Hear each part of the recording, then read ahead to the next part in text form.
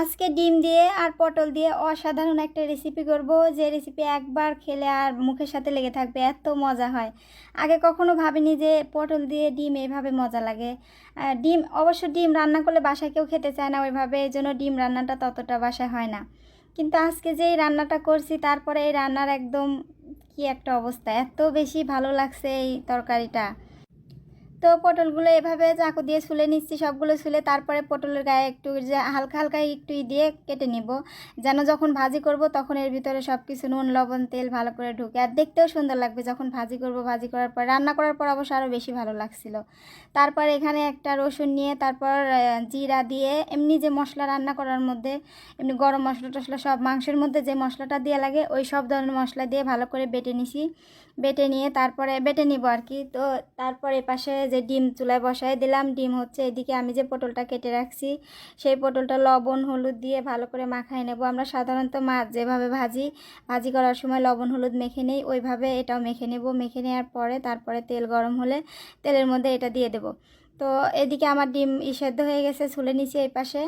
পরে যে চুলায় কড়াই বসায় দিলাম, এখন পটলগুলো ভেজে নেব।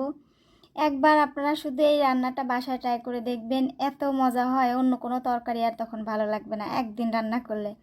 আর পটল এমনি ভাজি করা বা অনেকভাবে কেটে রান্না করা, অনেক কিছু দিয়ে মাছ দিয়ে রান্না করে খাই, কিন্তু এইভাবে যে খেতে এত মজা লাগে এটা আগে বুঝি নাই।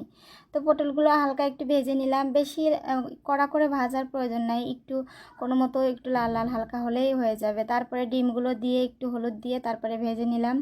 তো পটল ভাজেছিলাম ওইখানে তো লবণ ছিল, সেই জন্য লবণ এক্সট্রাভাবে দিই নাই। তো মাখানো ভাজা হয়ে গেছে, ভাজার পরে এগুলো উঠায় নেব, ডিমগুলো উঠায় নিয়ে তারপর এখন যে মশলাটা বেটে রাখছিলাম ওই মশলা সব কিছু পেঁয়াজ মরিচ রসুন যত মশলা আছে সব বেটে রাখছিলাম ওইটা দিয়ে একটু ভালো করে নেড়ে চেড়ে দিব। তারপর একটু পানি দিয়ে দিলাম। পানি দেওয়ার পরে হলুদ লবণ তারপর গুঁড়ো মরিচ এগুলো যা আর কি মশলা আছে সেগুলো দিয়ে ভালো করে আরেকটু কষাই নেব। তো এই মশলাটা কষানোই মেনে, এখানে একটু ভালো করে কষাইতে হবে। তেজপাতা আর গরম মশলা দিয়ে দিলাম।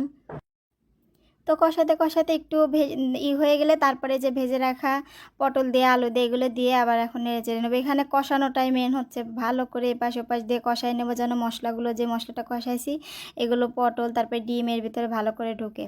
তারপরে তো নেড়ে চেড়ে দিয়ে পরিমাণ মতো ঝোল, কেউ যদি চায় যে একটু বেশি ঝোল রাখবে সেটাও পারা যায়, আবার যদি একদম মাখা মাখা হয় সেটাও রাখা যায়। তো আমি একদম মাখা মাখা করে রাখছিলাম ঝোল দিয়ে, পরে ওইটুকু মনে হয় ভিডিও করা হয় নাই, ভিডিও তো ওঠে নাই। লাস্টেরটুকু অনেক বেশি হয়েছিল, তরকারির কালারটাও যেমন সুন্দর হয়েছিল খেতেও তেমন।